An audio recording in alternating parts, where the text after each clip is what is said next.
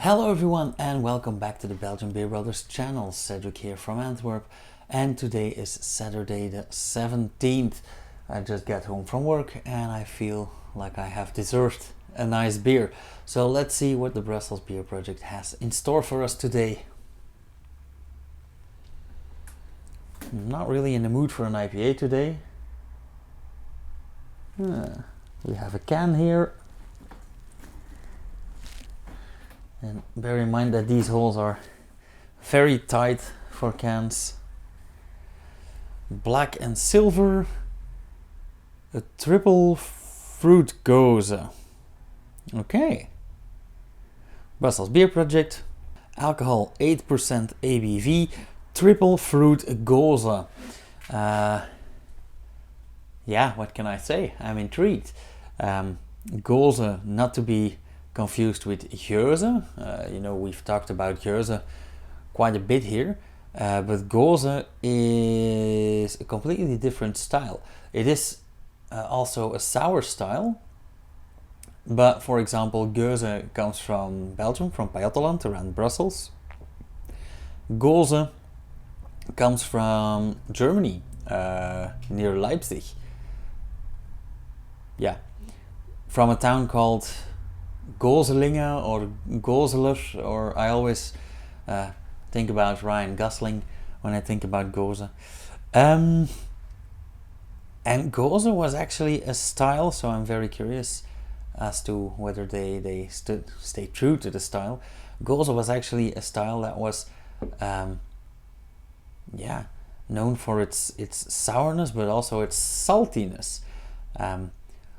Like when you brew with very iron-rich water, you can smell and taste iron in your foam. The same thing is true for actually all minerals.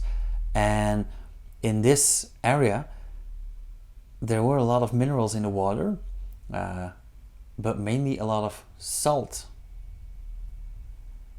And yeah, that tasted true.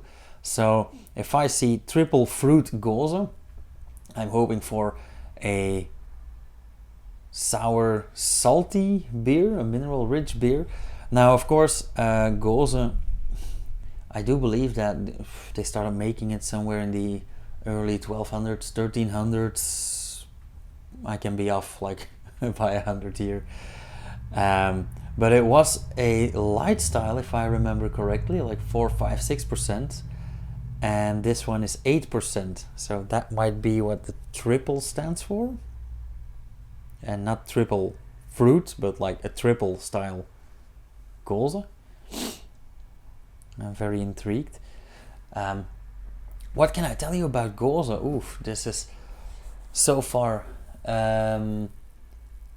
Originally, it was of course a spontaneous fermentation, so wild yeasts, and later on, the brewers actually found out that they could get the same effect, like somewhere around the 1900s when people started isolating yeast strains.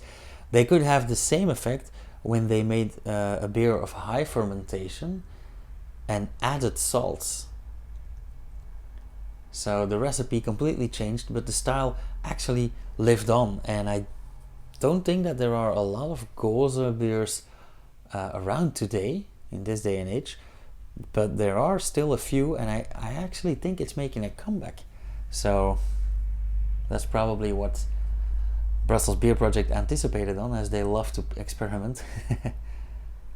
Beer Project is about pushing taste to new boundaries and pushing ourselves out of the status quo. Experimenting is key to our DNA, and the point is to share the fun of playing with beer. Hear, hear.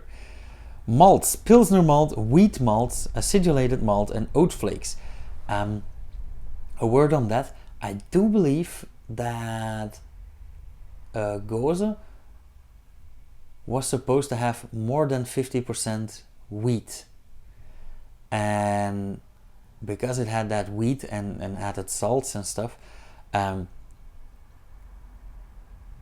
it wasn't okay for the Reinheitsgebot, but because it was a regional product and very, very popular, they made an exception for Gose to not follow the Reinheitsgebot. I also read here acidulated malt. I have no idea what that means. I'm guessing that that's like fermented malts under the influence of lactic acid bacteria, lactobacillus. And that is also something that they used to do with the modern Gose. That was add lactobacillus or lactic acid bacteria to make it more sour. Actually the same process that they do to make kale into sauerkraut. Or lactacid femina is also lactobacillus. I'm not gonna say anything more about that. Hops Magnum Hallertau Mittelfrüh. Okay. Yeast USO5. Don't know anything about that. And then the extras. Pink Himalayan salt. So yeah, that's old rock salt. And a lot of fruit. We have pear, apricot, lime, guava, red currant. So I do think that the triple in the name means the hop bill, the grain bill, I mean, and not the fruit, because I count 5 fruits here. And I am really, really curious now. So let's just dive right in and have a taste.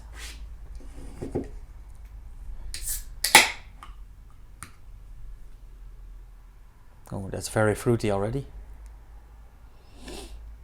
Oh, yeah, it's quite sweet and sour.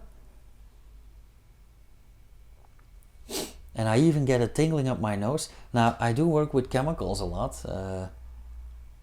Mainly sodium hydroxide and stuff. So, lye, which is all very salty. I used to be a chef. I used to work with a lot of sodium chloride, which is just table salt. And I get that same tingle up the nose. So that would probably be the Himalayan rock salt.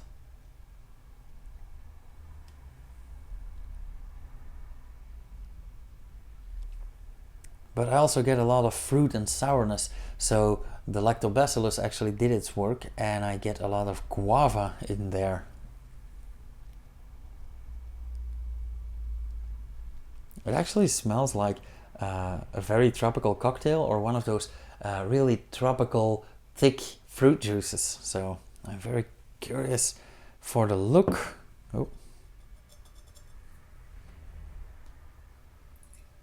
Oh, look at that. For all I know, I could be pouring a fruit juice. This is like a papaya or guava juice. We do have a lot of Turkish restaurants here in Antwerp, and they sell sort of an agave or guava juice that looks just like this, only a bit lighter, a bit more orangey, because this is a murky orange. Can I call it that? Also some pink orangey foam. Yeah, this looks like pure guava juice.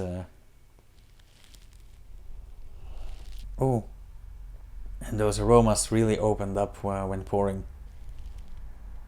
Again, mainly the salt and a bit of a sour edge. Also a bit lemony, which is okay, I guess. It's a lemony sourness, not a vinegar sourness. I'm a bit afraid now. What's gonna give?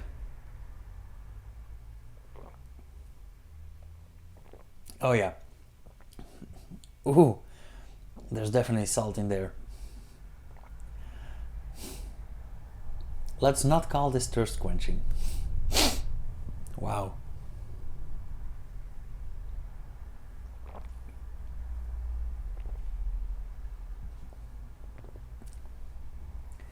Ooh.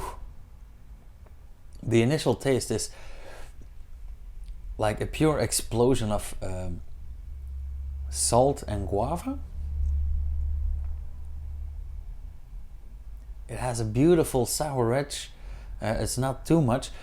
It really rolls over the back of your tongue, and then the sourness really kicks in. And one thing that, characteristic that salt has is it really empowers flavors. So the salt actually pushes the sourness up. And this is a beautiful taste profile in that sense that we do have sweet and sour, or bitter and sour, or sweet and bitter. But salty, I think the only beer that I can remember off the top of my head that had a salty taste to it was Oesterstout by Scheldebrouwerij, just across the border here. And that's because they use oyster shells. Or they claim to.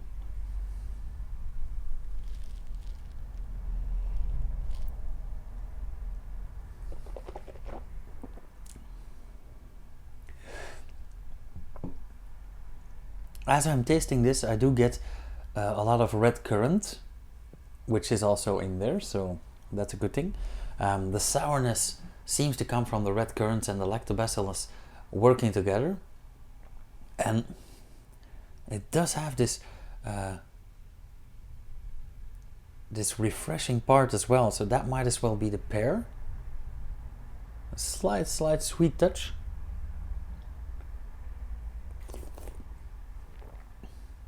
Oh, don't do that.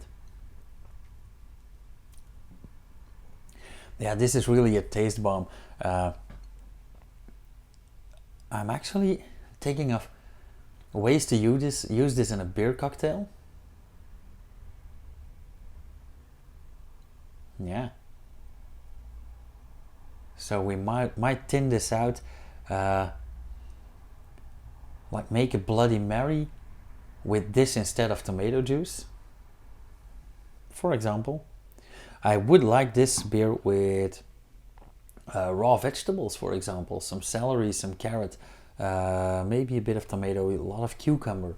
I'm thinking with this salt, I'm thinking black pepper, Worcestershire sauce. Yeah, so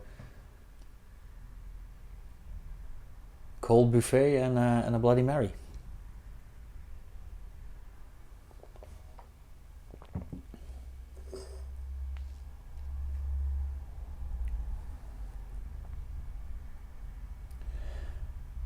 Oh yeah, I do see where the lemony sourness comes from. I completely forgot that there actually is lime in here. Okay, so we have the pear and the apricot for the sweet component, the lime and the red currant for the sourness, with the lactobacillus, the guava to make it like a thick mouthfeel, because this isn't medium dense, this is actually a thick mouthfeel. Okay, what shall I say about this? As an experiment, very well succeeded, absolutely great experiment, great idea.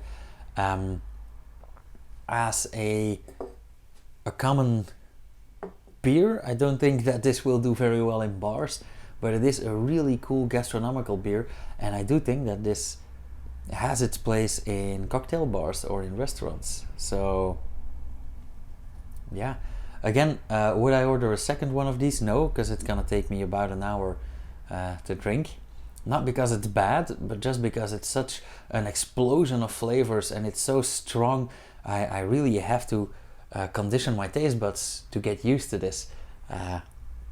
So it's gonna take me a while, but I actually really like this. So I'd go 7.5 out of 10.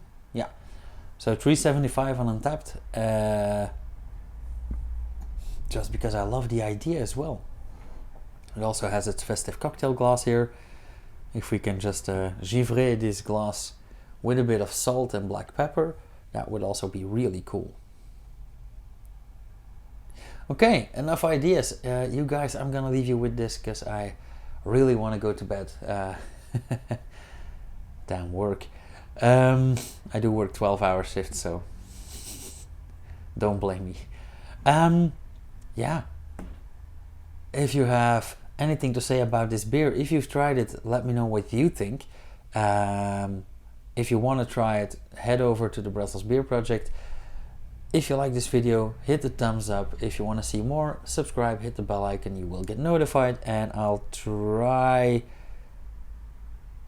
to upload a video before tomorrow noon, but it will probably be the afternoon. So cheers you guys.